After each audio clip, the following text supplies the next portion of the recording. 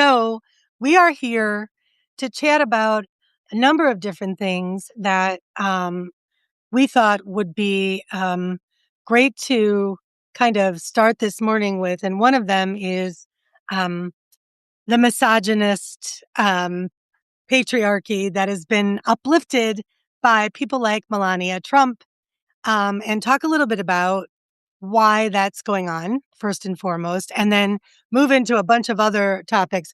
Jenn specifically has something really incredible to chat with everyone about. So, without further ado, um, Jenn, can you? I mean, I have my own thoughts, but do you want to share some of your thoughts about what's going on right now with Melania Trump and some of the things that she is saying and how that helps support the rape culture of the patriarchy?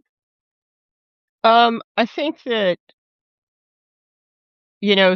for so many years in this country, we've been training younger generations to have this binary thinking. And there's this attitude that if you're a woman, then you can't be part of this culture, and, like the men are. Well, how do you think women get to be chiefs in the U.S. Border Patrol? Mhm. And a lot of women, all of women, I think, come into that as victims, obviously, like Miss Trump did, Melania did, and a lot of these other women. And then they eventually just realize this is all I have. If I Yeah. don't stay with this, then I'm going to be in the street. And so Hmm. they become part of that culture, and then they contribute to that culture. They end up just having to believe that this is just the way the world is, and this is what my life is, and I'm fortunate to be on the other side of it. When I saw her come out, I'm like, "Oh, dude, somebody's coming out with some serious shit on her Oh, for her to yeah, be able right. to do this." Exactly. And Someone just said they read that she had a daughter at 15 named Brinny Nouse. I don't know about that. I saw somebody put that out on Substack last night, and I started to read a little bit about it because I knew we were gonna talk a little bit about, the first lady today, and I was just like, I don't know, it just didn't feel like it had enough information Yeah, in it for me to really, and I wouldn't be surprised, and quite honestly, to dig into Melania's past in which she might have had a child and suffered from this. If she doesn't wanna tell that part of it, then we don't need to be digging in it, but she's put herself out there as a way to defend what's going on. She's putting out obvious lies because in the first part of her statement, she says she never knew Epstein, which she is never completely went ridiculous. to his There's house. so many Wait, emails. I There's know. all these emails between she and Pictures. with Maxwell, pictures and emails with And emails Maxwell, between other people talking about how she was introduced to Donald Trump and stuff. So, I mean, but even then she goes, so the first part of her statement, she's like, I had nothing to do with this, blah, blah, blah, blah, blah. And then she goes into like she thinks that the victims need to be heard in this and that. So she's manipulating us when she does that. absolutely. Hmm. And then and to be honest, to be fair to her, she doesn't know any other way to behave. This is how she has been living her life for what, 40 years now. Yes. Hmm. So she really doesn't know any other way to behave because her whole world depends upon this. Um, she Well, is a narcissist like they are. And so it doesn't mean that she hasn't gone through abuse and stuff, but it means that she has had to make a choice. By choice, yes, Francis, you're right. And she has had to make a choice, but we still, we don't know all of Melania's story and how she ended up we in this. don't know all of her story, but the one thing that we do know is that, like you said, women are taught, they're conditioned, and we need women to prop up the patriarchy. If women That's how, didn't, if yep. women didn't, we wouldn't have one, right? It wouldn't exist. And how are they taught to do that, right? Like if they dress right, if they act right, if they follow the rules, if they do what's asked of them, if they're chosen, if they're one of the chosen ones, like she was because of her, Mhm, her beauty and her mhm, modeling, and then you're going to be safe. You're going to be protected. But that is not the way this pans out ever, ever. mhm, At the end of the mhm, day, what you are is useful, right? Until mhm, you're not. And mhm, when you're done being useful, then you're disposed of. until we bring in a new model. Then Same you're thing. buried on the 19th hole. Exactly. Precisely.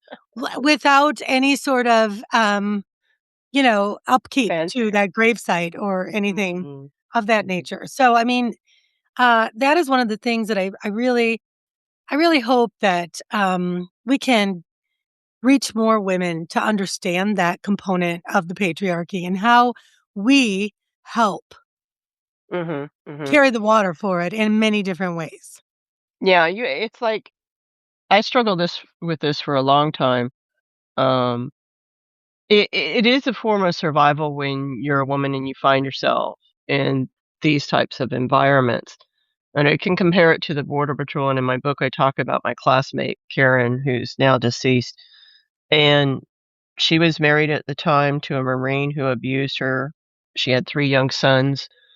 And I think at the time she was at the maximum age, to be able to enter the agency, and this was her one opportunity without much education, just being a redneck from North Carolina to get a decent job to get away from this man and raise her son. So she joined the Border Patrol. And when my sexual assault happened in the Border Patrol, she said, I'm going to start dating your law instructor. And I'm like, what?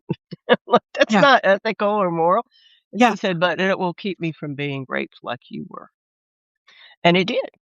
And it did, and Karen throughout her life at Imperial Beach, whether true or not, suffered the allegations of constantly handing out sex to whoever wanted it, and that may have been true, it may have not been true, but it's also a survival thing in women. But that survival thing teaches them to be extra cruel, so they choose a side that they're gonna be on, and Mhm. so what they're choosing is, proximity to power, Exactly. and that's what they Which is choose. not the same as power itself, Mm-mm. Yeah, right? it's proximity. Yeah, That's it, and you're disposable, right, right? right, and I say I heard, my wife was telling me that she saw that the young woman who made these or the woman who made these accusations against her, saying that she knows all this stuff. So here's the gist of the story. Apparently, another woman like Melania, who married, one of the bros that was helping traffic and involved he's Although got some mhm, name, Italian or something they name, were best friend yes, Brazilian name maybe, yes, and he, you know, essentially, she knows everything Milani has done. She knows that there thank you, Zamboli, and, Zamboni, um, yes, and her and her husband they're having a custody battle over her son, and the yes, husband had ICE come in, arrest her because she's not American, right, and deport her. right, And took her son, and she was like, "Oh, no, MFer, I'm not one of those bitches." And you mhm, don't get to be one of these top-ranking women in a culture like this without being like, "Oh, and you're not gonna cross me," yeah, I if mean, I go down, you're coming Melania is too. powerful in this structure that Yes, she runs, and so is this other woman, and so you're seeing these 2 women battle. And it scared Melania so bad, she went before the press and said all this. But my mhm, wife was telling me that since then, since she put out these allegations on Twitter or X, wherever it was, she since has removed them all. And I said, well, maybe they bought her off and gave her what she wanted. Maybe they brought her back or brought her son to him. Maybe they've given her money or yeah, something like that. But I think Melania and Trump jumped the gun and they pushed her out there in front of the press to say this when nobody was talking about it, quite honestly, to right. kinda let the rape culture kinda Epstein, the people, Elisa and everybody who works on it are still talking about it, but in the mainstream media, it's kinda been quieted down because of Iran. So they brought all this upon themselves, They which have means brought all this they're upon really themselves. afraid. That means they're really afraid something's gonna come out. Well, and the other part about it, the component of it is that, the performance of care, that's the other Uh, part of this that it is so difficult to swallow as I'm listening to her talk about how she wants yeah, how she wants the survivors to come forward and I'm like, "Okay, so let's put the onus back on the survivors again. How much more can we ask of these women?" Right? well, what they're They've done gonna demand of these women is and this is what she's setting into place because everyone says she looks like she cares about it, like you're saying. But what performance she's of doing care. is forcing them to come and live through their trauma, Exactly. on her telling them when to do it. And Exactly. so she's manipulating these victims, and she's trying to hurt these victims again. That is She's exactly right. threatening these victims. "We're gonna make you come before Congress and all of Right. America and all of the world and talk about what was done to you." That's a threat. It is That's a threat. absolutely a threat, and it is a d it is absolutely disgusting when you think of everything that they've jumped through every single hoop, and you have listened to the survivors. You truly listened to the survivors and what they have to say. They have shared how many times they have been threatened over the years. Now, these are a lot of the women that this has happened to did not come from families of means. They came from very humble beginnings. Most of these women came from very humble beginnings, which means now they may have ended up I don't know where they had fall socioeconomically. They may have eventually ended up coming into being, some sort of a higher socioeconomic level. That doesn't mean they're of the billionaire class. They're not at the Epstein class, which means security and being able to hire people for protection. That's not a thing for them. So imagine how scary this would be because they know what they're staring down the face of if they come forward any more than they already have, right? Mm, And it's mhm, totally unfair of us as a society, as a country, to put that on them, to mm, put that onus on. They've done everything that was asked of them and gone mm. above and beyond. So to me, I think it's heinous. It's obscene. It's the same thing they do to regular rape victims. It's the reason Right. why we don't report, because they'll be like, "Tell us your story. Tell us your story." Well, "Now what you're were gonna you tell your story wearing? again. Now you're How gonna did tell you your story." behave? Yeah. Maybe you asked for I mean, like, what were you doing to make this happen, right? Nothing's So been good enough now, the FBI and all the times you all have testified before the FBI and all this, and we've all made it public. But now we would like you all to come in. It just keeps continuing and continuing. It's and just trauma porn. They're not gonna yeah. hold these people That is accountable. an It's excellent trauma term. porn. Trauma porn is exactly right. That's a hell of a term, and I think that that's appropriate for what we're seeing and dealing with. And then think about what just happened with Swalwell. Here's another part. Here's the other side of this rape culture, right? Let's take a look. Like I've seen people online say things like, um, it's not I mean, I highly doubt that anybody of his stature, right, is going to come out is going to send pictures of himself. I mean, if anybody with his level of no, that's exactly how this happens, right?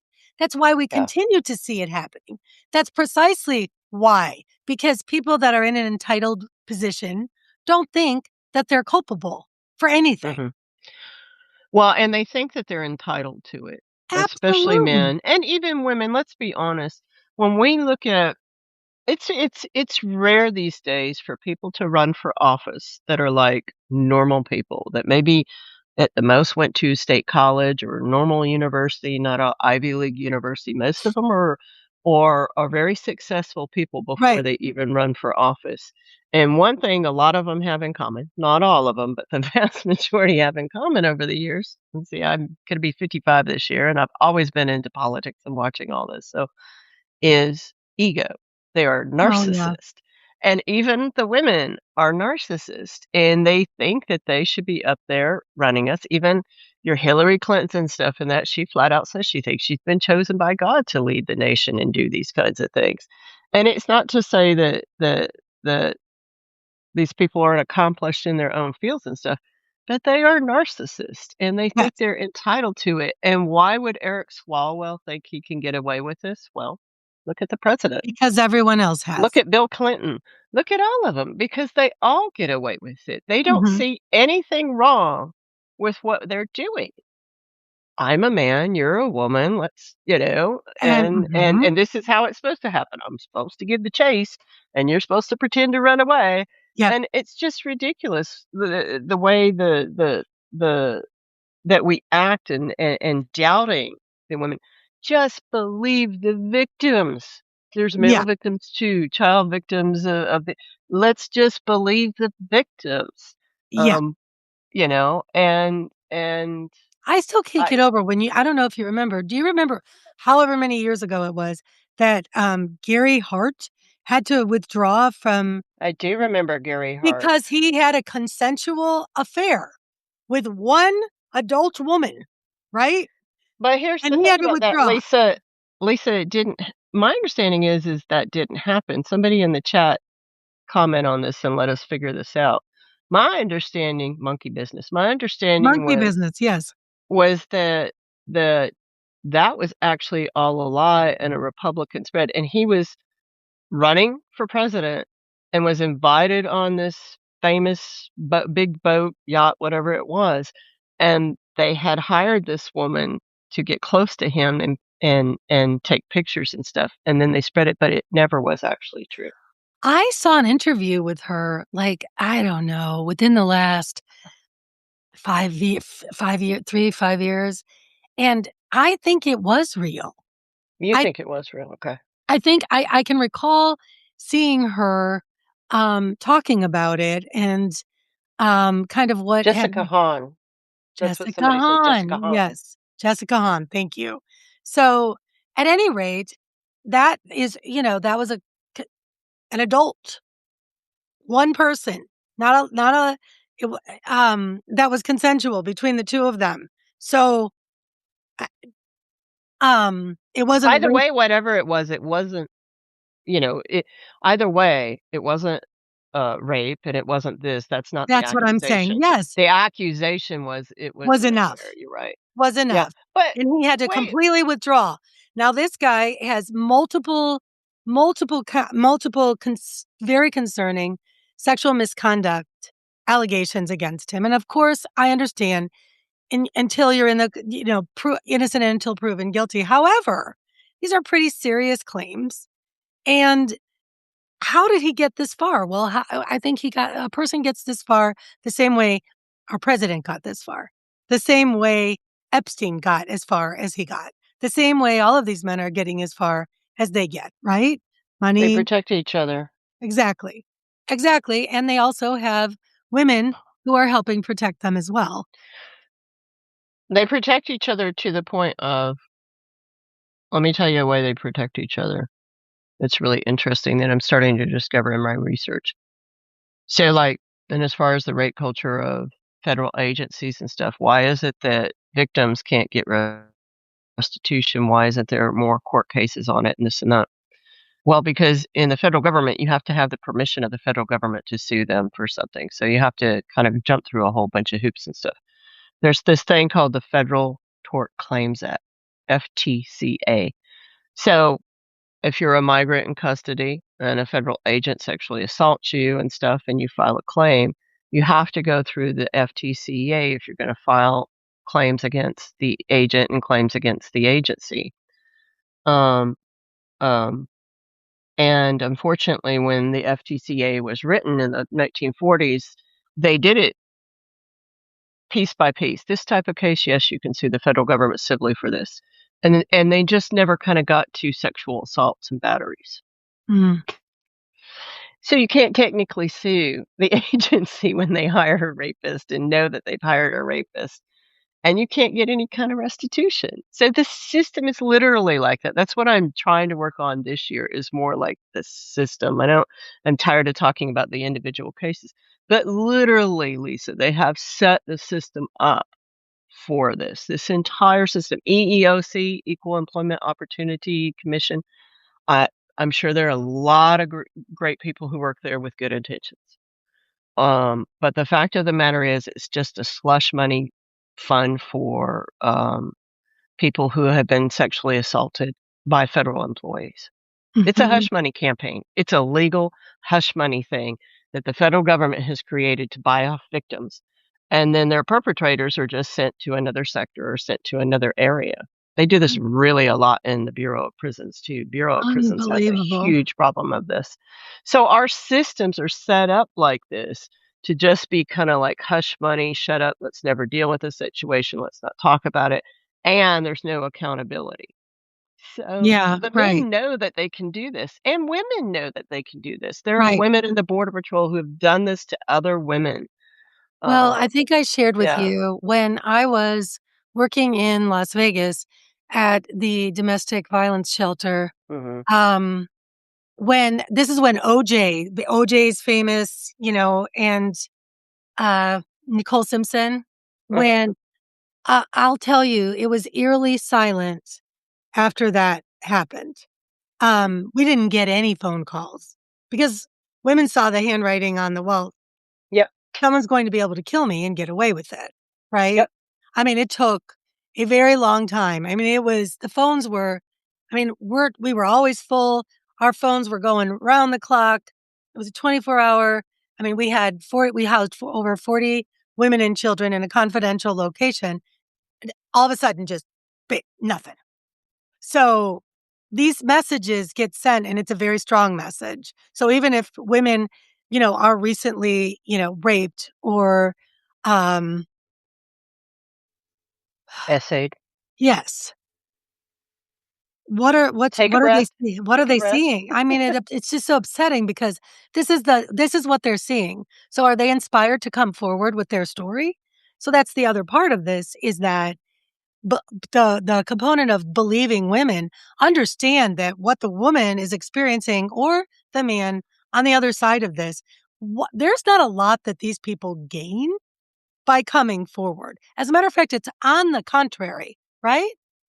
I Yeah. mean, there's They're gonna so go much right through it again, and yeah, the they're gonna trauma, revisiting all of the trauma, having to testify, having to go through all that. And then, my friend who's one of my best friends who's a prosecutor in North Carolina deals with sexual abuse cases of children all the time. mm, And that's constantly the line that they have to walk is knowing that in order to get a conviction, depending on how bad the assault was, mhm, they have to put the kid on the stand. They absolutely have to put the child on the stand, and it isn't they're not able and I said, "Well, why can't they, like, be in another room or, where they're safe with you and it's televised?" Because the way the court system is set up, they have to be able they have to be able to face their accuser, even if it's a mhm, child. mhm. So, um, unless they have enough evidence, the trauma of putting a child on a stand, that's one of the things that they have to that she has to deal with every day, all the time. It's So insane. the lesson learned of Melania coming forward and doing this is like, I mean, when the administration first got in, Pamela Joe Bondi announced that they were dropping all the charges of child rape from the unaccompanied child migrant centers. Okay. So, like, if she really gave a shit about any of this, she'd say, "Oh, I don't think that's a good idea as a first lady. Right. I don't think we should be doing that. I don't think children should be raped. I think these people should be accountable." So every time they do this kind of stuff, they're sending out messages. And Melania's message is, "If you think you're going to come after me, I've got the power of the press. I'm going to come and do this and this and this." Exactly. Yep. And she's telling the victims, "And if you're gonna do this, then you're gonna come sit before Congress and the That's right. whole American public and tell us what was physically done to you and let people question you. And if you wonder what that's gonna be like, I encourage you to go back when Justice Clarence Thomas was being questioned about whether or not Anita he should Hill. be on the Supreme Court with Anita Hill and Mhm. what they did to Miss Anita Hill, who was more qualified than Clarence Thomas, Mhm. and Joe Biden was in charge of that committee, and there were Mhm. other women, and Joe Mhm. Biden refused to let the other women testify, and then see how they questioned Miss Anita Hill. How disgusting it was, both Democrats and Republicans That's who absolutely were correct. like, "And what exactly was it that he did? And tell me, describe in detail," because they want to hear the porn story, the trauma porn story, because Mhm. they're sitting there getting chubbies off of it. So, I mean, Sickening. this is what they're gonna do, and so what lessons are we gonna learn from the Swalwell story if Swalwell doesn't back down and Democrats give him money to run? Right. Well, we're gonna learn once again that men, whether they're Democrats, whether they're liberals or conservatives or MAGA or whatever they are, are entitled to do what they wish with women's bodies around them and children's bodies around them. That's the lesson that they want you to understand. Yeah. Well, it's not a lesson that I think we're going to go along with, and I think that's something that men and women alike need to stand up and continue to send a very strong message to everyone in that party. Because and to your point, Jen, I think that's really important because I wrote a piece about the patriarchy the other day, and I did call out MAGA specifically for, for their part in it, but I do wanna be super clear about the fact that obviously, it happens on both sides. It's not just MAGA. You just identified what happened with Joe Biden and how he protected Clarence Thomas. To your point, these are the things that and I've also seen lots of comments online about, "Oh, do you still want the" I just saw this last night. "Do you still want the, Epstein files to come out now that Swalwell has been implicated?" I'm like, Yeah, "Yeah, abso-fucking-lutely. Sorry for the swearing, but yes, I do. I I absolutely don't do." give a rat's ass if Kamala Harris is in those files. Me Fucking neither. really, I like, don't care who's in them. If you're in them, if you are associated with harming children, you need to be put I mean, that's it. And it's the same thing with Swalwell. Yeah. If you're implicated here and you have done this, I don't care who you are. You deserve to be investigated. And they opened an investigation in New York, by the way. I don't know if everyone heard that. Aaron Parnas reported on it last night that I love Aaron apparently, Parnas. yeah, I I think do he does too. an excellent job. He does do an excellent job, and he's so cute with his new baby. As a mom, I'm just like, "Oh." I love how he's always talking about his newborn. He's like, "I was up all last night with my newborn." But he put something out last night where he had said that they opened an investigation on Swalwell because one of the, um, accusations had happened in New York. So they opened up an investigation yesterday, and I think that's exactly what should happen. Um, that's the next progression in all of this, and nobody is above the law. Let me remind everybody too, and I don't know the woman's name. Somebody in the chat might know the woman's name.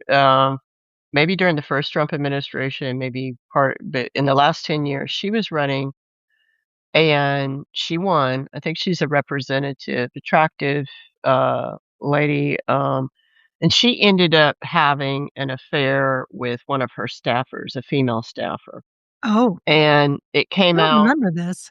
yeah, I think her and her husband had an open marriage or something, and she was having an affair with the staffer, and it got leaked, and people pointed out the power difference. I think the woman that she was having a consensual affair with was a woman of color, but certainly underneath her an employee.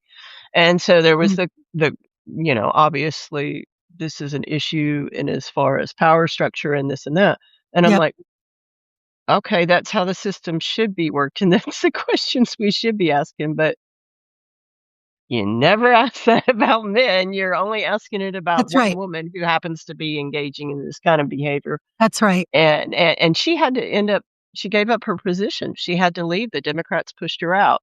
So, I expect us to hold our people accountable. That's Absolutely. what we need to show to people. If you're gonna behave this way, then we're gonna hold you accountable, and I had someone recently write to me on Substack. You people might have seen it. It was a long thread exchange back and forth where we were talking, and we were talking about um, the rape culture because I had been on a podcast, and they were asking me about a piece I had written last year about how federal agents should have their DNA taken Mhm.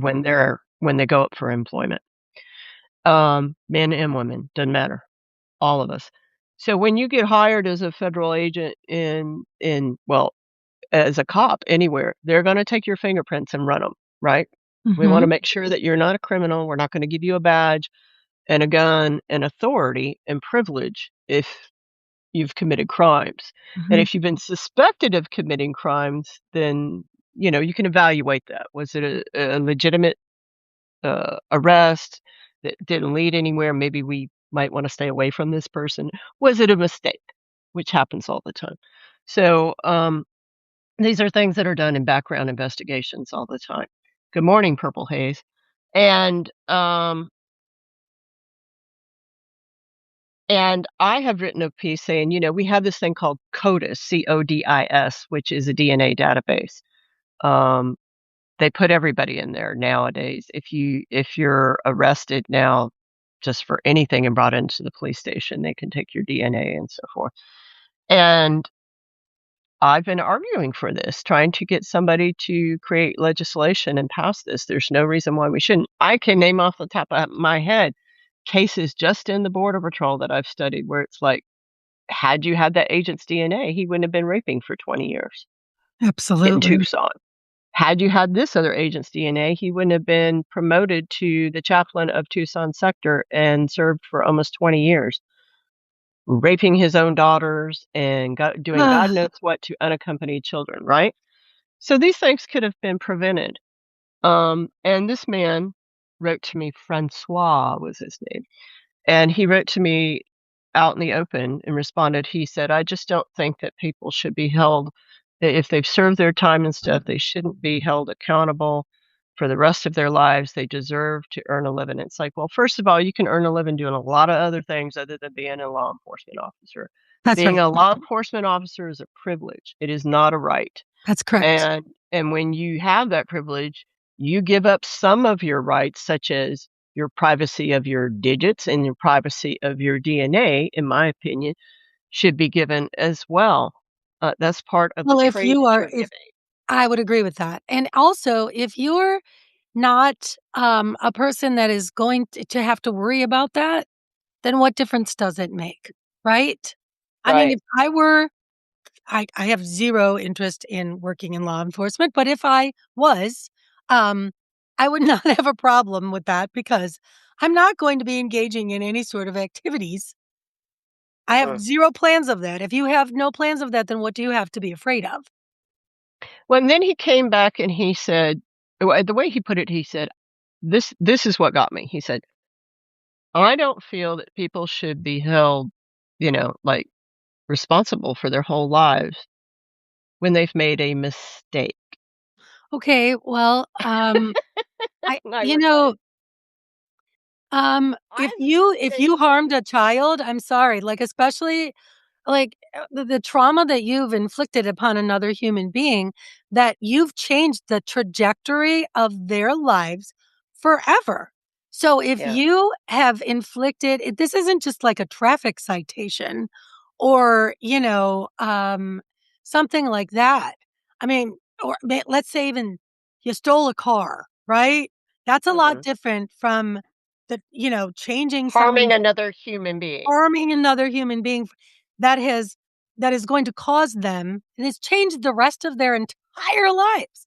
So, Mm. I completely disagree with that, and, I mean, I understand that someone can be sorry and someone can, try to make amends to the best of their ability and find another they need to be able to work, yes, but not in law enforcement, or I've seen this a lot also when I used to work with churches across the country when pastors would be engaged in that sort of in that sort of a situation in a position of power working with youth, right?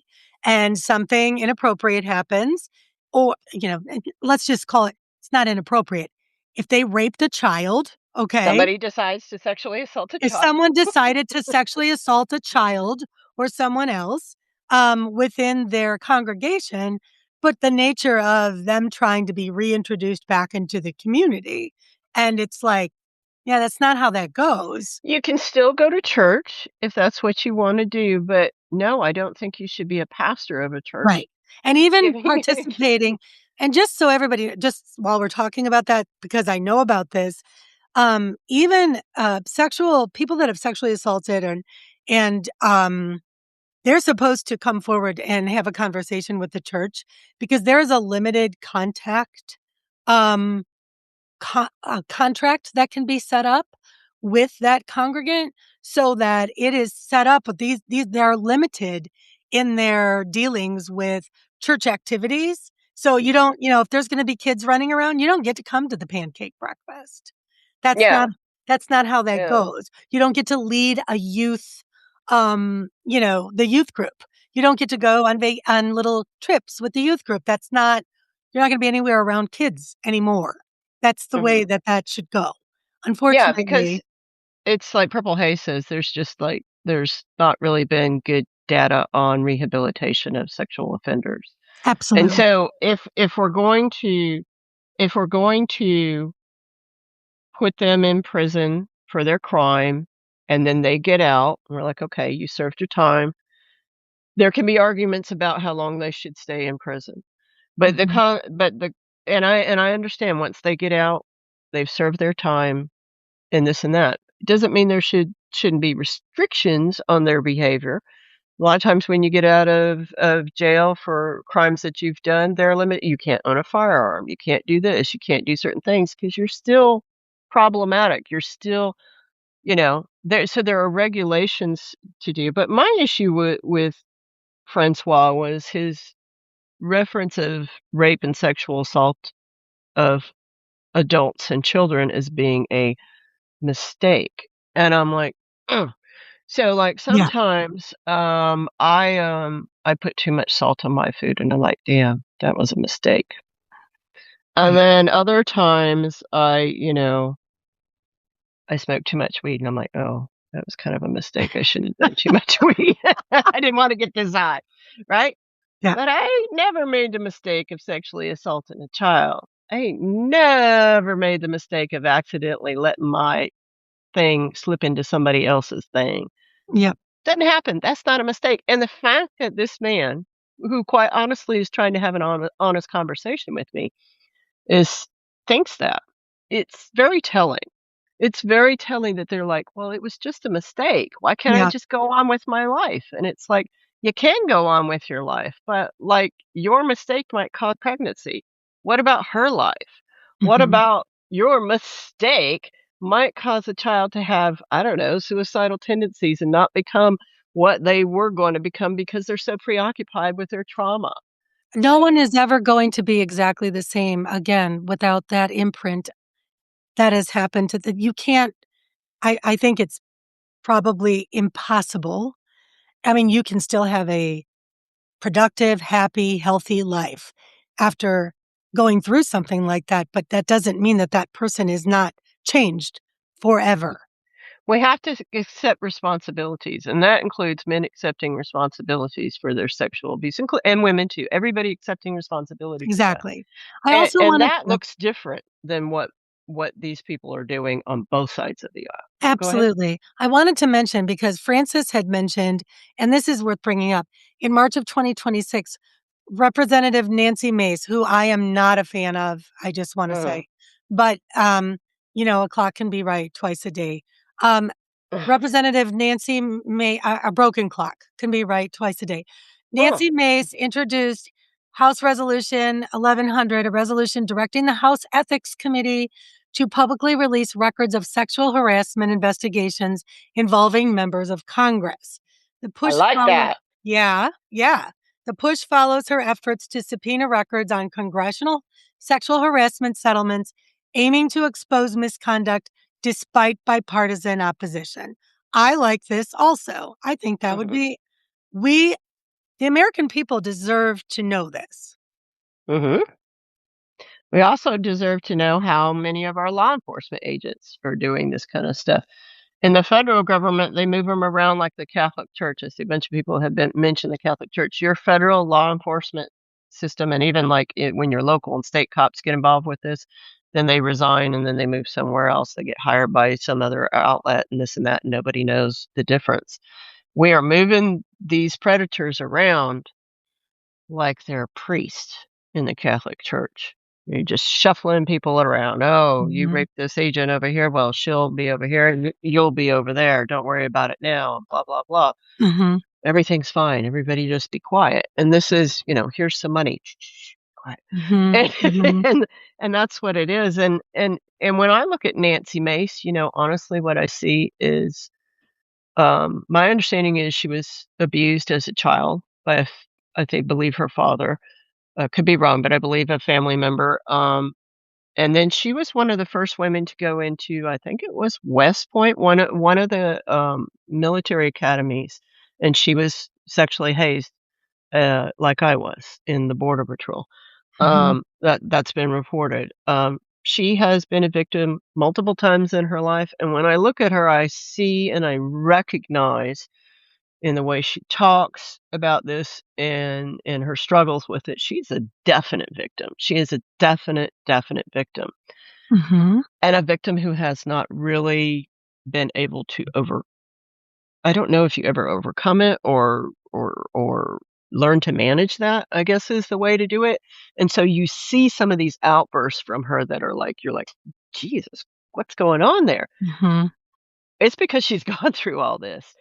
Well, what's also crazy though, Angry, and she can be mean too, and she's also an ultra MAGA conservative, but at the well, same time, she's fighting with the culture with which she is part of and yes, participating. and I can appreciate that part of it for certain, except then it kind of falls off when you're talking about, anybody that's in ICE detention, right? She is a gatekeeper, Tracy, yeah, absolutely.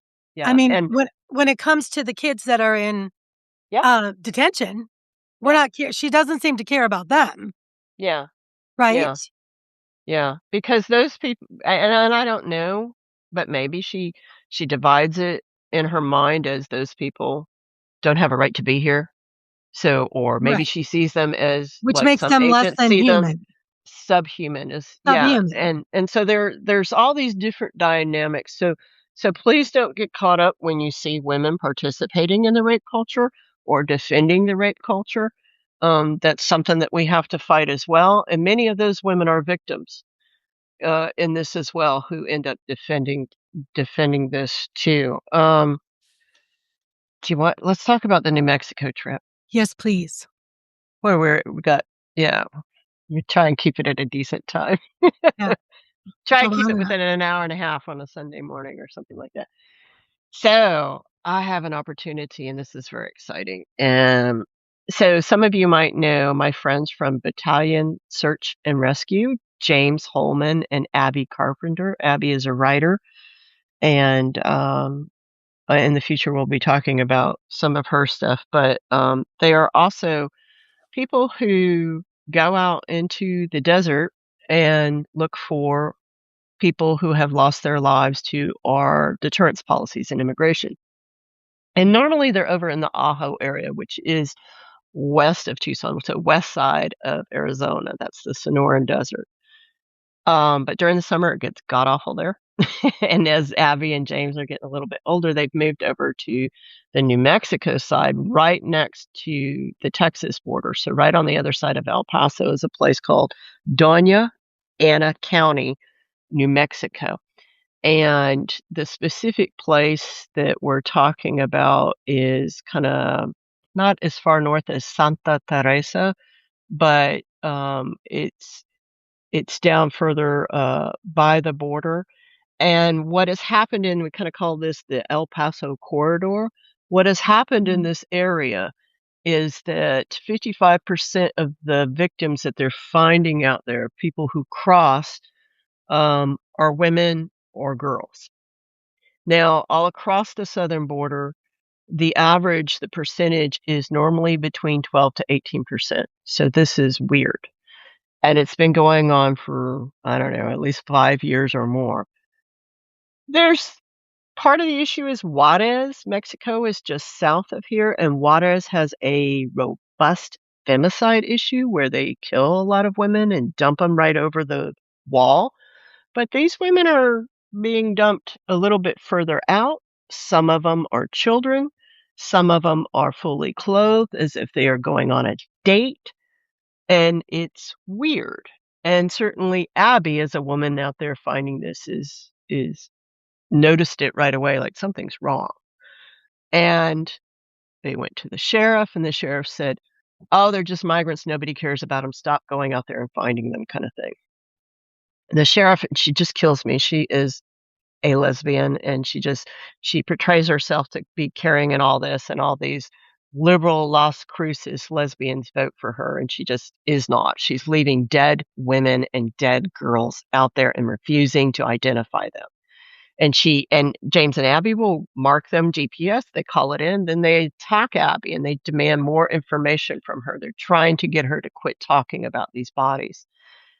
Now, as far as who does the medical evaluation, that's done through the University of New Mexico's Office of Medical Investigation, OMI, I believe is the acronym.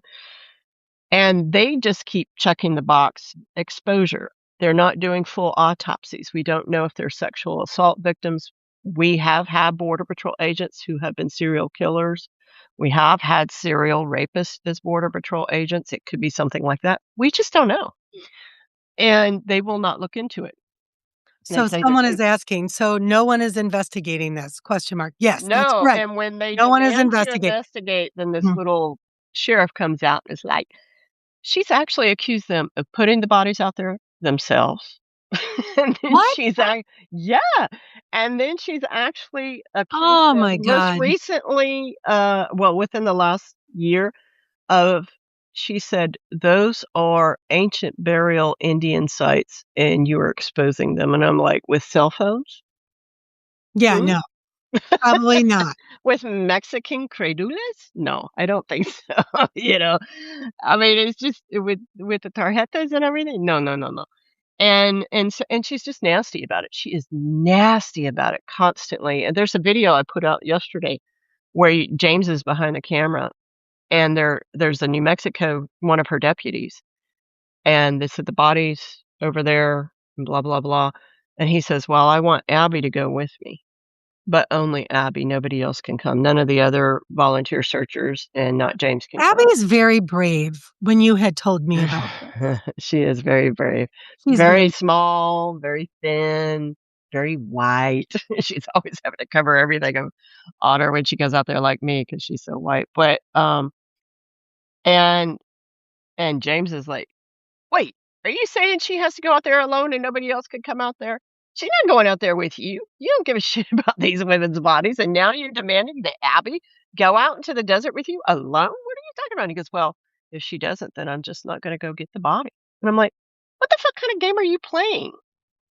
Go do your job." right. And so they leave these bodies out there, and then James and Abby will come back the next year, and the body is still out there, further dispersed because of animals and stuff like that.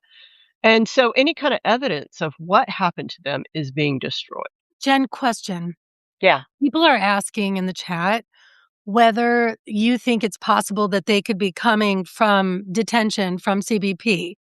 Is that a possibility? It's a possibility because we just Wow. don't know. It's Mhm. also a possibility because now we know that the Epstein people had a ranch in New Mexico. For all we know, it seems to me like if you're bringing young girls in to be sexually assaulted at the Epstein ranch and you end up killing them, why bury them? Why bury them on the site? Take them down to the border and just throw them out. Doña Ana County Sheriff, she don't give a shit. She's not going to investigate. So why not just dump them on her property? We don't know. And because they Unbelievable. refuse to investigate any of this. And then when the bodies do come in, OMI is just rubber stamping exposure, migrant. We don't even know if they're migrants. They could be young girls, young women from the local area around there. We have no idea. And we want this to be fully investigated. So what we've decided to do, this was obviously James and Abby's at their direction, and you have to be aware, you have to be extremely sensitive in how you do things. And they've developed a program over the last few years where they've contacted, because El Paso is so close, it's the biggest city that's close, with Latina organizations. And they've been teaching them because Abby and James are like my age and getting older. It's getting harder to get out there in that heat, especially as the earth gets hotter. And they want to pass on what they're doing to people that don't have children who are doing it. And so they want to pass it on to the communities, and certainly the Latina communities, because this is personal for them, Mhm. and we want to teach them how to do this and that this is going on. And so they've started doing this and everything. So, uh, June 1st, to June 7th is going to be the week where we saturate that area with people who are going to volunteer.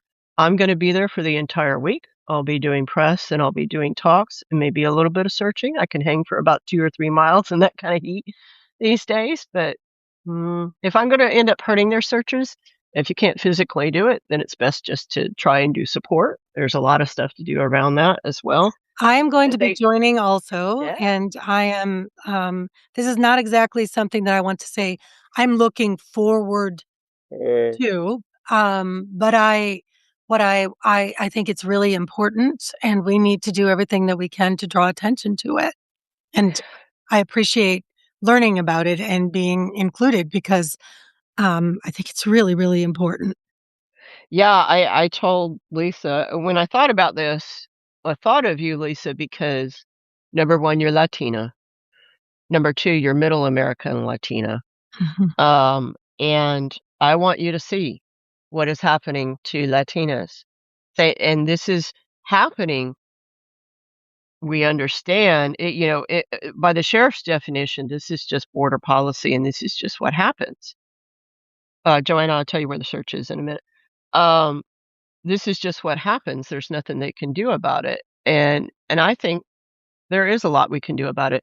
If we're saying this just happens, it would be one thing if people were just walking out there to kill themselves and just waiting to die. That's a personal decision, and maybe we can deal with it another way. This is the direct result of border policies, according to the sheriff. And they're just leaving the bodies out there as if they are the trash and residue of our border policies, as if they are the toilet paper of our border policies. And I have a freaking problem with that. I have Um, a problem with it too because, well, go ahead. I have a problem with it too. no, go ahead. I have my own theories on also some of the things going on. When we think about it, if we think for 1 second that ethnic cleansing that everybody is talking about that's clearly happened in Gaza isn't going on right now in our own country when it comes to the Latina Hispanic population, I think you are sorely mistaken because it is the absolute definition of ethnic cleansing when you consider what they're doing. And when you think about, and I just want to continue to remind people about the fact that um, in 2020, when they did the census, for the first time, children under the age of 18 became the minority majority. That is that means that children under the age of 18, there are more children under the age of 18 who are majority non-white. If you don't think that that sent people in a panic, friends, and the Hispanic population has grown like from 1970 to now by like 1,000%, where it used to be so much less than it was now. Um, and now there's 68 million and that's just best case counting 68 million Hispanics in the United States of America. And I just want to point this other thing out that people will find interesting. Um, for 3 decades, the United States used to collect surname data and release it. So for 3 decades, they would release like top surnames in the United States. Hmm. And the last time they did that was in 2010. In Okay. 2010, the top 20 surnames, 30% of them were Hispanic, friends. 30% of the top 20 surnames in 2010 was Hispanic. They were Garcia, Rodriguez, Martinez, Hernandez, Lopez, and Gonzalez. That was in 2000 Right, and that's your that Smiths of the Latino world, yeah. that was 2010. And in 2020, they stopped putting that out there. Why do y'all suppose that is? Let's just think about that for a moment. And now, miraculously, in 2026, they're talking about the enemies from within. I mean, I know there's a lot of other people that they hate, additionally, not just Hispanics. But do we not find it interesting that all of a Yeah. sudden they're revoking privileges from people who are here legally with Mhm. paperwork? And everybody likes to say things like, well, I don't mind them. They just need to come here the right way.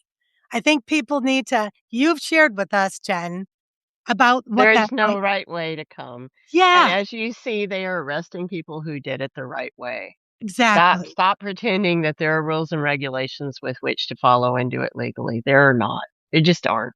So just be done with that. And there are no I rules anymore about who mm, gets detained. I mean, obviously, we've seen what can happen in the street with American citizens, with Nicole Good and Alex Preddy and others, um, the way that they've detained American citizens. So, mm, anyway, back to this. But I mean, I also think that that plays into it because we've normalized the fact that, oh, yeah, it's okay that there's just the bodies of dead women just strewn about the desert.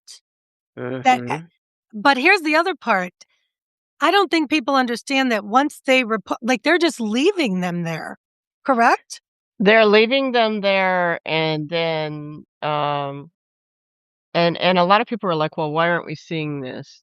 So part of the issue with James and Abby and me is a lot of the groups, I'm just gonna be honest, a lot of the groups that do these kinds of things, search and rescues and recoveries, are Latino groups, and there is a lot of fighting for money in between the groups, and, um certainly I learned, and James and Abby have learned from these groups because they are the experts in this. Those groups are allowed to show the pictures of the bodies and things like that in any manner they want to because they are Latino.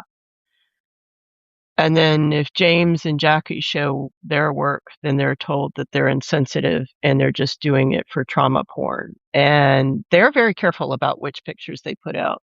They've even consulted with some of these groups, and it's not everybody. I'm not saying all Latinos, I'm saying the leaders of these groups are doing this. So the leaders of a lot of these groups that are trying to do good have ego issues as well. And quite It frankly, happens so frequently with it so many happens all the different time. organizations. And so you certainly as and it's funny because I'm pretty much, even though I dye my hair, I bleach it, but I'm pretty much a redhead, ginger. And James and Abby are definite gingers.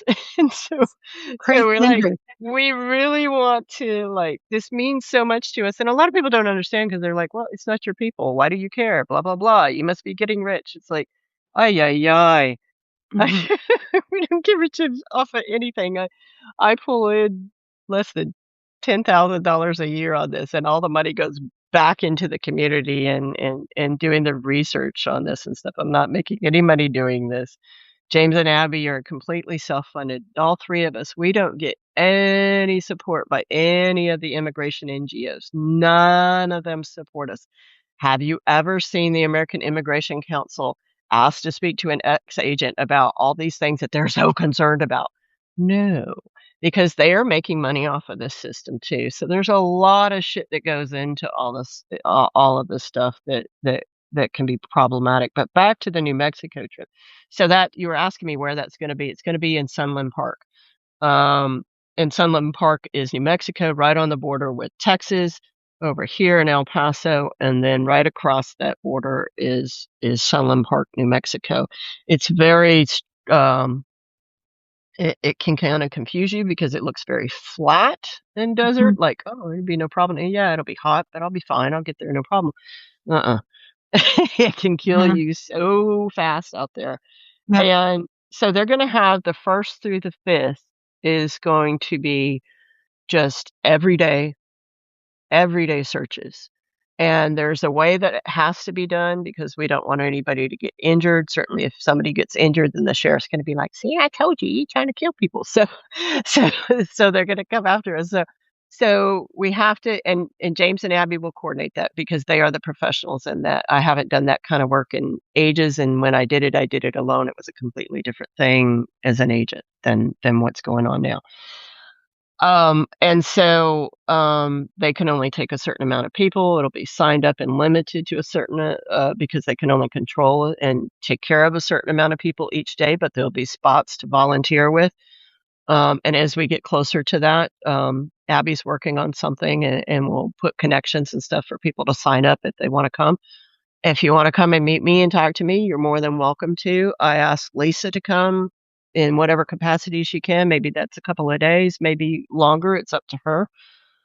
just to show her what is actually happening on the border. And I plan on, if I can, go live from there. It's kind of I was gonna difficult suggest that. I sometimes. was gonna say, Jen, have you ever done Yeah. that before? Because I really think that would be beneficial, It can for be kind people of to see. problematic on with cell phones on the border. I thought, So we'll have to see how that goes. It might end up being um, in the evening where I have to upload things and maybe have talks, and you can get to see my bright red face and everything from all of that. And then on the 7th or on the 6th and 7th, that's Saturday and Sunday, um, we will not be searching. We will be going into El Paso and holding talks. We want these, it's predominantly going to be women. It's predominantly, I'm going to tell you right now, it will predominantly be our women from El Paso, which I'm excited to meet these groups of Latinas that have their own groups coming down to learn and continue this work after James and Abby can no longer do it. And it feels really good to then take this work and turn it over to the Latino community and have it be their own and teach, like, this is how it's done. So that it all feels really good. Um, and of course, every night we're gonna, and every afternoon we hope to have areas where we can meet, have some drinks, get some water at us, get some food in us, and have people get up and talk about those experiences, because this is going to be highly traumatic for people who are searching and finding these bodies, and they will find bodies. They well, will find bodies. I mean, I just read an article that was in, like, Rolling Stone within the last year about this, and they had said that there were over 500 bodies found. Just to put this in perspective for people, this isn't just a couple. mm-mm. No, and they're finding them in pairs, finding 2 women in pairs dressed up like they're not gonna be crossing the desert, like they're going out on a date, and they have makeup and purses and all this other stuff, and they're lying side by side, and they died exactly on the same day, and they look like they were dumped. So not all of them. I don't think all of them are migrants. I think something else is going on. And you have to Sounds question, like there's why a do the Donna Anna County sheriffs, why do their deputies not want to do it? Are they involved? They did just have recently a deputy arrested for sexual assault. Could be. We just don't know. We have no idea. I guarantee you many of them are probably migrants, but that doesn't mean all of them are. So That's that's what we're gonna be unbelievable. doing in June, June 1st to June 7th, and I'm very excited about it, and as we go along, we will get more stuff, and, this is part of the rape culture as well, you all. Whether it's tied to Epstein or not, or whether these are all migrants or not, this is also the rape culture, in that the sheriff's office does not consider these women's bodies, these girls' bodies, to be worthy enough of investigation, and she is a woman.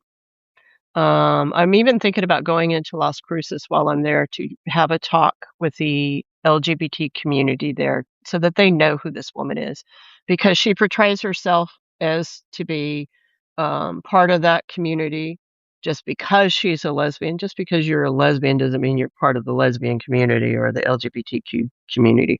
But she does a lot of great talk, and they vote for her and this and that, and they've given her this position.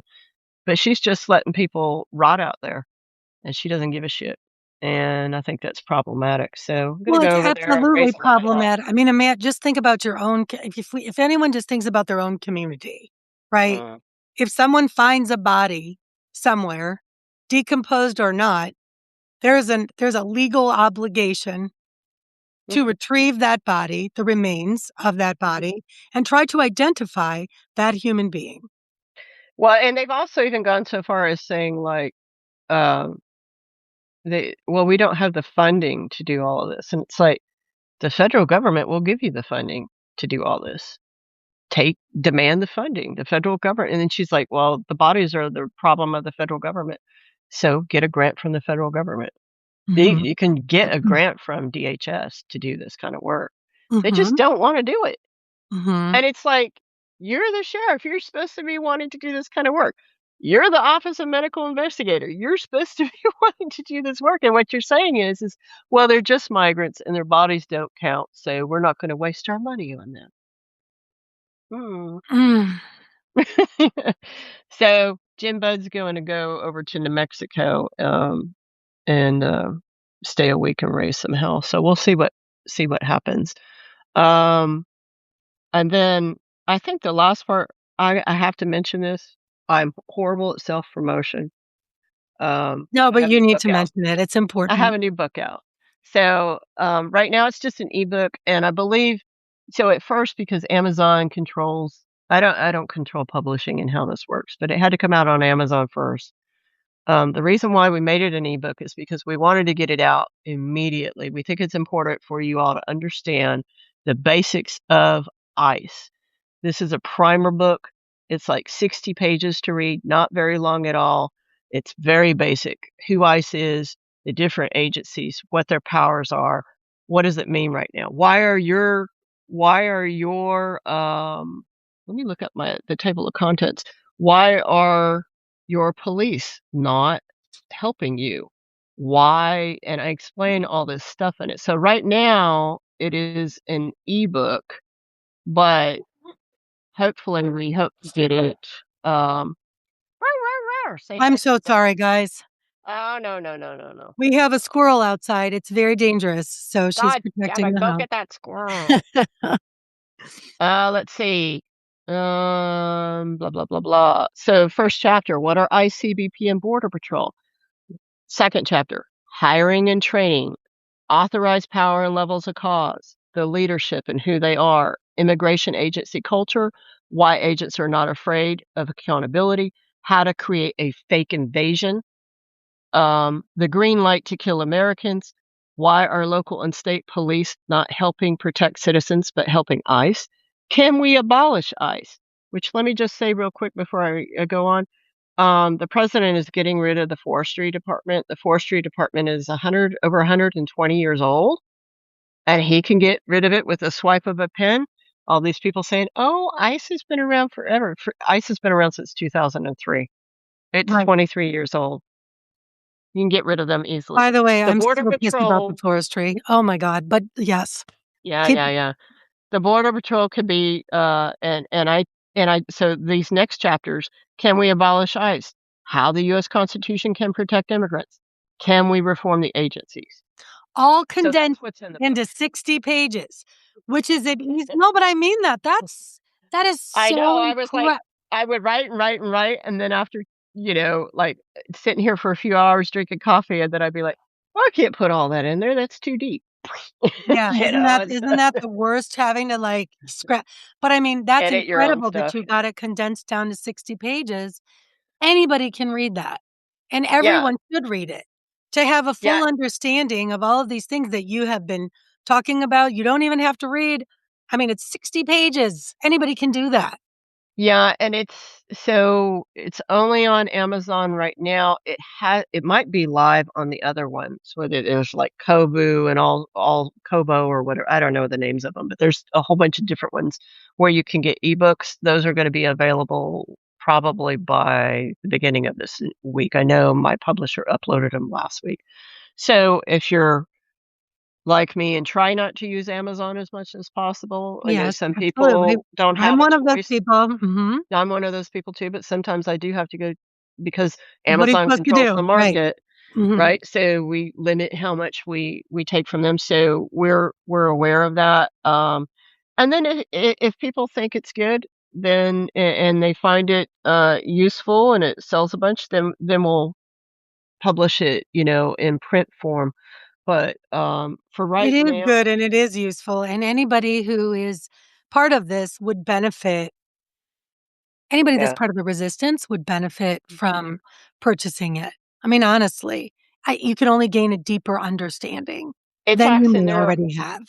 Yeah, it talks in there also about how, like, this idea that your state and local police can't file use of force charges against these agents for for their violence when they're on duty. That's that's a lie. That's a complete freaking lie. Or that state and local can't investigate federal agents' use of force crimes. The Border Patrol, even in the manual, says you should expect to be investigated, but because they can. And To so to me watch the press go, Well, we don't know if the state can file ja mm. So, do you know how helpful this is? Because for all of those people that have taken the trainings, like, for example, I've attended the Know Your Rights trainings that they offer within the community if you're going to be facing off with ICE in any capacity, right? So you have a clear understanding and you go to that training and it's I'm not saying it's not a good training, right? It lasted for an hour, hour and a half. But imagine having this book. Karen, we'll see about the audiobook is we'll see how it sells. One of the problems is we wanted to get it out as soon as possible for the midterms so people would understand. And as I was writing it, I wrote it in 2 months. So it's like basically it's just each chapter is an essay. Um, and something I would have put out in Substack probably in different pieces, except I was asked by people to put it in a book format. And so hopefully we'll be able to do an Audible and I'll be able to do the reading on that like I did for the memoir. But it is, thanks for putting the link in there. Somebody put the link in there. It is ICE, what everyone needs to know. And so it's just a very short thing that when you see people on TV saying, they can't do this, they can't do that, and then it'll let you know and give you a good basis for what these organizations are and how we got into this position. And also if they come to your community, because this isn't done yet, right? Yeah. This isn't done yet. And also, speaking of, I wanted to also uplift, I know that Save America, um, that Steve Schmidt is behind, has also been working very hard to help try to stop these other 25 guys, 25 additional facilities they are trying to build. Yeah, so we got a little bit more time. Let's mention this, the ICE facility. So publicly right now they're reporting that ICE has put a pause on the purchasing of these warehouses. Technically that's true. They put a pause on purchasing outright, and the reason why they put a pause on that is right before they fired Dome, or the great Rachel Maddow came out with a big piece showing how this is basically a kickback scheme and they're overpaying for the purchases of these warehouses because some people like, oh, I don't know, the Secretary of Commerce is somehow involved in some of these warehouse deals and this and that. And so when she came out with that, what they immediately switched to is we're putting a pause on it. That's all they said. But the reality and what I found out, and I put through Mark, I think his last name is Ham. I'd have to look it up. He's on here on Substack. He's writing about all the finances and stuff, and I cannot stand investigating and looking at finances. It's not my thing. More Mhm. on the law enforcement legal side. And so I said, look, I happen to I'm in talks with people in Florida in Bradford County. They were originally gonna buy a warehouse, but now they've changed it all of a sudden, and the sheriff's like, "We gotta have this warehouse, we gotta have it," he's going before their councils and this and that, and so we started digging into it, and what they're doing is there's a company called Sabot Consulting, Sabot, and they have created a program as they knew that they were being investigated for these purchases being overinflated. They created a program for sheriffs where they go to the local sheriffs and they go, here, we're your go between in between ICE and you guys. And we want the sheriffs to lease the building to ICE, and sheriffs will be able to come in and make sure that we're doing humane in this. They make all these promises that they're not going to keep. There's no Mhm. regulations saying that ICE has to do any of this stuff. And we don't know if the sheriff's receiving a kickback. We don't know why the sheriff is so adamant about this. And what we've seen is they've created this like boutique sale of warehouse concentration camps to do straw purchases so that ICE isn't purchasing it, But the but they're sheriff is. somehow still leasing it through the sheriff. They're benefiting from this and all this other stuff. And Project Saltbox, yeah. And, I was just gonna say they Project contacted me Saltbox. yesterday. Yeah, we're gonna be talking. I'll be talking with Project Project Saltbox. Saltbox, if you guys ever if you wanna look it up, is, they are tracking some of these warehouses that are trying to start up, and they Mhm. also have information about, how to stop it within your community. You know, Right. you're going to, county commissioners and your city council and making sure that you stay on that Yeah, because and the sheriff is just like what they'll tell you is like this sheriff, they gave me the woman who's fighting him, the citizen who's fighting him, the couple of them gave me a chat GPT of his conference before the council, and he's just like, "It's gonna be like a Club Med. They're gonna have the best healthcare they've ever had and the best food." And I'm like, "Get the fuck out Mhm. of here." Yeah. So, you know how we have deterrence policies on the border to prevent people from illegally crossing, so we make it difficult for them, and we put up walls, and we have agents and cameras and all this stuff. What these warehouses are to hold people who are not necessarily criminals. Most of them are gonna be seeking asylum. Most of them, 70% or more, did it the legal way. And what ICE and Border Patrol and CBP are arguing is that you must be held in custody the entire time while you wait the years before your hearing. This is deterrence for asylum. So but what is the difference between deterrence on the border, which I also don't agree with? I mean, I think the best deterrence on the border would be having legal pathways in which to cross. That would keep Right. people from crossing illegally. I know that as a fact as an ex-agent. But when you do deterrence on the border, they have had the argument, well, they're committing a crime, so we're deterring them from committing a crime. But what this is they're not deterring them from committing a crime. They're deterring them for exercising their rights. To claim Mhm. asylum is a legal right within the United Mhm. States. It is not illegal to be an immigrant here. It is not illegal to be here waiting on your hearing as long as you've been paroled into the United States by CBP or Border Patrol, or by a judge or in any other way. They are literally taking people who did it the right way and putting Yes. them in a concentration camp and telling them you have to wait here for years. I What we're mean, this doing could is be a capitalizing off decade. of human bodies. We are We're going to doing create that, a but it's also private prison system, a private prison system that is going to, like, exponentially be the largest prison system yeah, outside of it our will. federal government. Outside of the yeah, and so this idea that you could use deterrence to exercise your rights, your constitutional rights is like, what? Well, and You do we really think that they're just going I mean, let's just be honest. We've seen what they've done, and in some of these other facilities, they have areas for American citizens, correct? That's been identified that they've said that they they're just the keep a cell open for American Is citizens. that They're what it not is? supposed to be or immigration agents are not supposed to be arresting American citizens Well, they're unless doing the it in American Minnesota. citizens are involved in some sort of assault against the officer or they're involved in some sort of immigration crime like smuggling or this or that, then yes, but to arrest American have these are American prisoners we have here.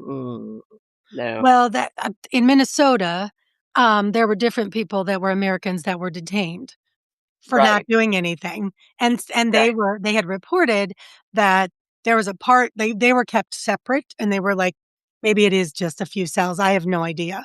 But Mm. when you hear Trump say things like, "Well, we gotta get the homegrowns," right? Well, and that's where but that yeah, you're right. That is where this is going. They will have a facility for the congressional members that they're gonna arrest. And this kinda leads into, something that we do need to talk about real quick is ICE. You know how they said, well, ICE is just in the international airports right now to facilitate, the long lines? And I'm like, from the get-go, I was like, "That's bullshit. ICE can't do that." I know that the president thinks, ICE is like, a landscaping company, and if he needs somebody to trim a bush, he could just, "Oh, go do that. No. Go do this. Go do Mhm. that." There's a massive difference between what TSA does and what ICE does. And so this idea that ICE could facilitate movement faster in the airports was just absolute crap. And so I said, "They are never gonna leave.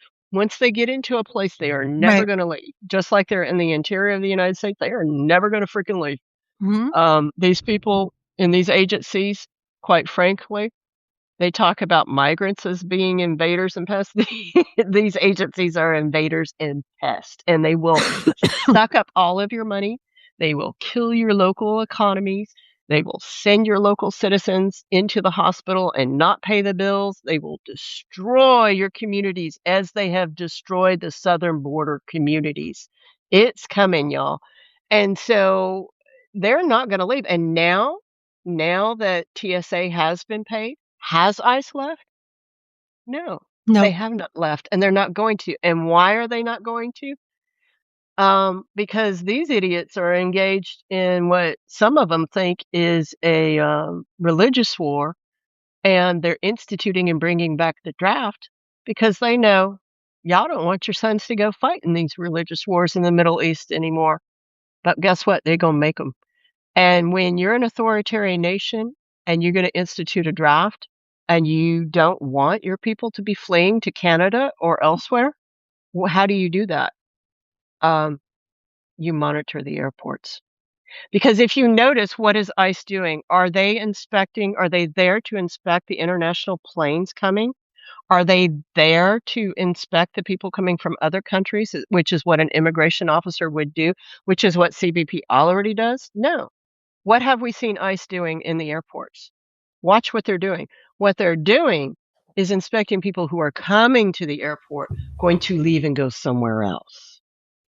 So that's to keep us from going to places they don't want us to go. And in particular, I think it's going to be also to capture dissidents trying to get away, capture politicians who maybe are going to get away, but it's also to keep your sons from getting away and monitoring them.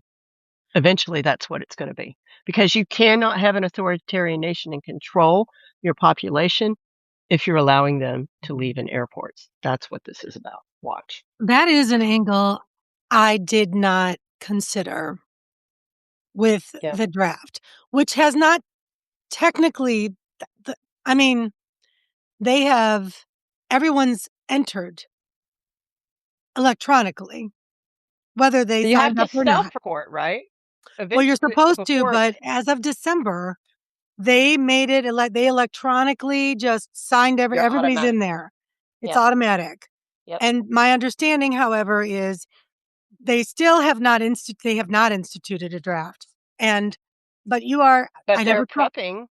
it would Are they appear just that they prepping are. just to prep? I'm with you, Jen. I don't disagree. And but I will say that is going to be a hell of a good luck with that because there's not I'll tell you one of the only things that I might agree ever with Marjorie Taylor Greene is over my dead body are my sons going I hope to they do it. And I don't hope they do it because I don't want your sons to be taken, Lisa. I yeah, don't. I I don't don't believe that want you anybody do. to. But from the standpoint of getting people to understand what is going on, Exactly. they have to keep doing this. Every time they overreach and do things like that, I'm like, okay, good. Like I'm on disability because of my hands. I don't want to lose my disability, but at the same time, maybe we need to lose our disability for people to wake up. Maybe people need to lose their social security for people to wake up. Maybe they need to take our sons for us to wake up because we're not waking up otherwise. I still have people every time I speak, they're like, there's no way 80,000 people have died on the southern border because of deterrence policies. And I'm like, it's written, it's there, just nobody ever puts all this stuff together for you all. And so I don't, I think that that's what they're going to do. That's what they're showing that they're going to do. And not that I'm always right, but shit, I've been warning about this for 10 years, and unfortunately, I have been right about a lot of this. And I said they were going to do it through the immigration agencies and this and that. And the whole time I'm thinking, there's no way we're all going to follow Donald Trump. Everybody knows who he is. Everybody knows he's a criminal. Everybody knows he's bought by Russia. Everybody knows about his sex problems and all this other thing. Did not know he was a pedo. But yeah, I'm not surprised. It is more than 80,000. That's just what we're averaging there, MLR. And And I also and like someone else said, I agree with this, how crazy it is that you can automate, who can be drafted, but not who can vote. Yeah. Isn't that It interesting, friends? isn't it We need the amazing? SAVE Act to put yeah. Mhm. Yeah, it's amazing how my wife was telling me how they found one of the soldiers from the, shut down plane in Iran, that they could measure, like, a heartbeat from miles away if you had previous, like, and I'm like, "Well, what? They can do all this stuff, but Mhm. yet, hmm, we just can't pay for childcare in this country." I'm like, it's just insane. So, I mean, we have to it has to get worse before it gets better. And it's Has to get going worse to, before it gets better. unfortunately, because I mean, just this past week, I bumped into yet another person that I've known since I was a kid who said, "You know, Lisa, I think you're a great person. I can't get political. I just don't do politics." So for I and this is a yeah, so, uh, for those people that say Everything is politics. I've had a lot of people say, "Well, everybody that I know, like, we're aware and we're paying attention." I'm like, "Well, that's great for you, but I just wanna let you know that in my universe, I'm still encountering people all the time who are still not paying attention because, to your point, Jen, it has not hit them yet, Yeah, and yeah. I don't know what it's going to take, but" We had a neighbor, my wife was telling me she was talking to one of our neighbors, she's like 74, mid-70s, very young for her age, and she was like, my wife's 61, she was like, "When are you gonna retire?" And my wife was like, and she was like, "Don't you have a 401k and a pension?" It's like, "No." 'Cause that's what everybody ge and that's the only reason I mean, that's why I had heard so many people say they voted for this person and this idiot in office anyway is, "My 401k." Well, he's a businessman. He's unbelievable, but here we are. Yeah. So, that's a good point, Charlie. If you don't do politics, politics will do you. That's absolutely correct. Yeah, I like And that. that is what's That's going to happen. That is what's going to happen. So you're right, but we just need to continue, spreading the word, tethering ourselves to one another, and continuing to fight the good fight every day, every single day, right? every single day. Don't get confused by when you see women who are victims of the rape culture come out and defend that rape culture. It's bizarre watching the president and his family publicly. You just want to scream TMI, about some of this stuff. But Mm-hmm. but it is what it is. And then we talked about the New Mexico trip that you and I are going to be doing. I'm going to be so happy to do that. Maybe we could both go live at certain times and do things like that. Yeah. Show some of the talks that we're doing and everything. That's going to be a really, really Thank you for great including time. me in it. I think it's going to be a really important thing for me to see. And I think more Latinos that are not at the Yeah. border should learn about this. Well, and you're an excellent writer, and I would Well, like you to thank you. see. Yeah, I thought I would like her to see this in her own eyes, and then write about it in her own way, in a different way. Um, do you happen to speak Spanish? I am not, unfortunately, I'm not fluent. Okay, all I'm right. not fluent. I I'm wish I not fluent was. either. I'm a Duolingo kid, I'm so not yeah, me too. okay. Well, and but you know what? Quick story. I don't speak Spanish because my father, who came from he's Puerto Rican, which, by the way, P.S., I know everyone says everybody knows this. Puerto Rico is part of America. It is an American Commonwealth. You would be surprised how many people think that Puerto Ricans are actually not American, but they are. But my father, that was his first language and came over and did not actually teach his daughter because he had tried to Americanize himself as much as possible. And there was so much prejudice where we were growing up that he just taught me English and did not teach me Spanish, even though that was his first language. So, I'm gonna say though that there's an argument that Puerto Ricans, the Spanish is. No, I'm just kidding. They get mad. I cannot understand Puerto Rican Spanish to save my life. It oh, is yeah, so it's different. fast. It's so It's just fast. like It's different. da-da-da-da-da-da-da-da. It's different. I think it's beautiful. I mean, it's different. For Mm. sure. You And know, I can understand Colombians very well for some reason. Oh, then you'd be Uh, able to talk to my senator, Bernie Moreno. oh, there you go. Oh, that's Mhm. the other thing I wanna say is, somebody was asking, "What trip?" You gotta go back and watch this piece, but that's the other thing we're gonna do, Lisa, is I'm gonna invite Veronica Escobar and Joaquin Castro and some other people. I Wow. want them to come and see what the effects of the policies are.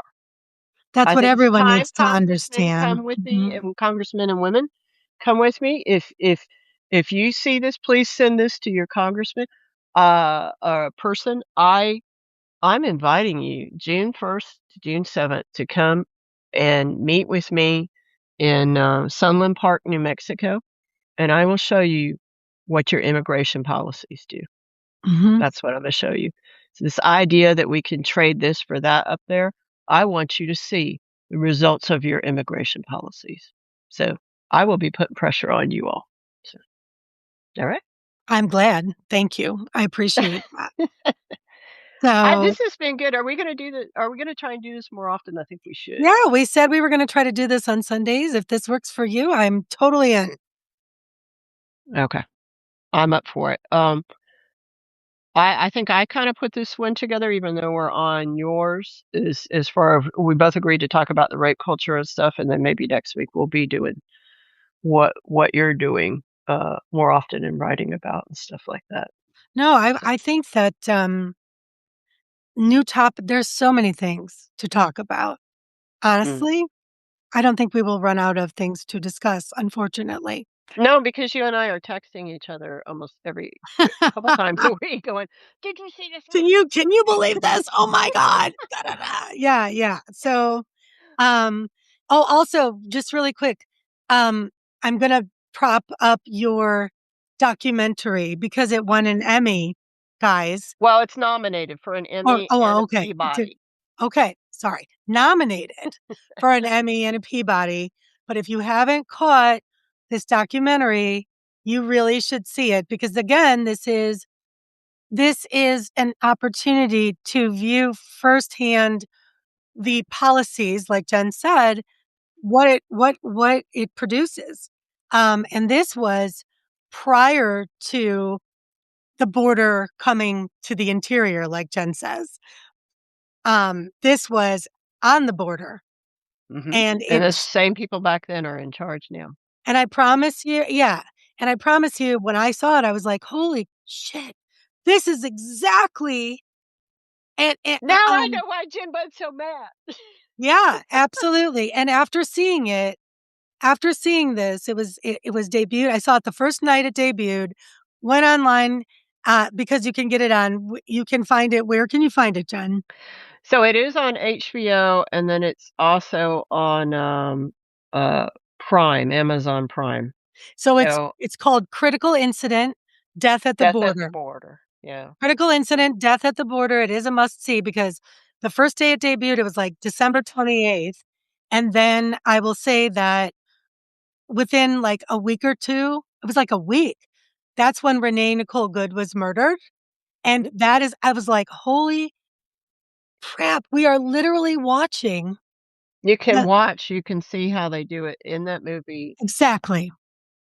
uh, 15 years ago, and the chief doing it is now the head of CBP, and now you can look at the Renee Good shooting and how they handled that and how they handled the Alex Preddy shooting and see you can see the system that I'm talking about and exposed in that film. Absolutely. So, And now yeah. it's come to the interior, and now we're witnessing what everybody has been experiencing at the border for years.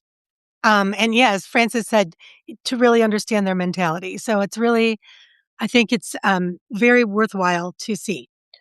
I think, one thing I wanna add because I'm just really bad about this is, um, requesting that people subscribe and share these videos and my work and Lisa's work. Um, it certainly costs money to get all these documents and to write about this.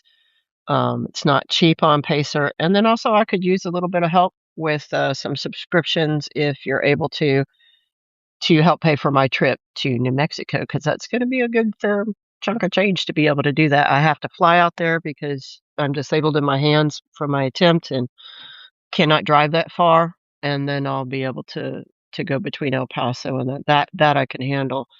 And so I gotta do a hotel, I gotta do a plane flight, and then, uh, um, a car.